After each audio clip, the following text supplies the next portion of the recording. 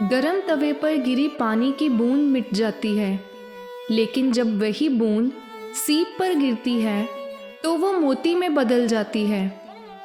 यदि आप बुरे व्यक्ति की संगत करते हैं तो आप उसके साथ रहने वाले कलंक से नहीं बच पाएंगे। इसी तरह यदि हम किसी संत का साथ करते हैं तो उनकी अच्छी बातों का कुछ ना कुछ असर ज़रूर होता है। एक राजा अपनी प्रजा का बहुत ख्याल रखता था। राज्य में अचानक चोरी की शिकायतें बहुत बढ़ने लगीं। कोशिश करने से भी चोर पकड़ा नहीं गया। हार कर राजा ने राज्य में ऐलान करवा दिया कि जो चोरी करते समय पकड़ा जाएगा उसे मौत की सज़ा दी जाएगी। सभी जगहों पर सैनिक तैनात कर दिए गए। इस ऐलान के 3-4 दिन तक किसी भी तरह की चोरी की कोई शिकायत नहीं आई। वहीं उस राज्य में एक ऐसा चोर था जिसे चोरी के अलावा कोई और काम आता ही नहीं था। तब उसने सोचा कि मेरा तो काम ही चोरी करना है। मैं अगर ऐसे ही डरता रहा तो मैं भूख से मर जाऊंगा। चोरी करते पकड़ा गया तो भी मरूंगा। मतलब मेरा मरना तो तय ही है। भूखे मरने की जगह चोरी ही कर ली जाए। वह उस रात एक घर में चोरी करने घुसा। घर के लोग जाग गए, शोर मचाने लगे तो चोर भाग गया। पहरे पर तैनात सैनिकों ने उसका पीछा किया। चोर अपनी जान बचाने के लिए नगर से भागा। उसने मुड़कर देखा तो पाया कि कई सैनिक उसका पीछा कर रहे हैं। चोर ने सोचा कि उन सबको चकमा देकर भाग पाना तो आसान नहीं होगा, कोई युक्ति ही लगानी पड़ेगी। अब भागने से तो जान नहीं बचने वाली, कोई तरीका लगाना ही होगा। सैनिकों को चकमा देते हुए भागकर वह अपने पुराने अड्डे से साधु का भेष बनाकर तालाब के पास समाधि लगाकर बैठ गया। खोजते खोजते थोड़ी देर में सैनिक भी तालाब के पास पहुंच गए, पर उनको कोई चोर नजर नहीं आया। ढूंढते ढूंढते उजाला हो रहा था और उनकी नजर साधु बने चोर पर गई। सैनिकों ने पूछा, बाबा, इधर किसी को आते देखा है क्या? पर ढोंगी बाबा तो समाधि लगाए बैठा था।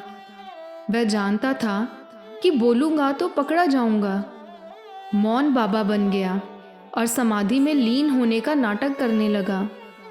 सैनिकों को कुछ शक तो हुआ, पर वह करे तो क्या करें? कहीं सही में वह कोई संत निकला तो? क्योंकि साधु का चोला, माथे पर तिलक और समाधि में लीन। आखिरकार उन्होंने छुपकर उस पर नजर रखनी शुरू कर दी। यह बात चोर को समझ आ गई। जान बचाने के लिए वह भी चुपचाप बैठा रहा। 1 दिन, 2 दिन, 3 दिन बीत गए, लेकिन बाबा बैठा रहा। राज्य में शोर मच गया कि कोई सिद्ध संत पता नहीं कितने दिनों से बिना खाए पिए तालाब के किनारे समाधि लगाए बैठे हैं। सैनिकों को तो अचानक उनके दर्शन हुए हैं। नगर से लोग उस बाबा के दर्शन करने के लिए पहुंचने लगे। भक्तों की अच्छी खासी भीड़ जमा होने लगी। राजा तक यह बात पहुंच गई। राजा खुद दर्शन करने के लिए उस ढोंगी संत के पास पहुंचे। राजा ने बेनती की कि आप नगर में पधारे और हमें सेवा करने का मौका दें। चोर ने सोचा, बचने का यही मौका है। वह राजा के महल का अतिथि बनने के लिए तैयार हो गया। सब लोग जय हो करते बाबा का स्वागत करते नगर में ले गए और उसकी सेवा सत्कार करने लगे।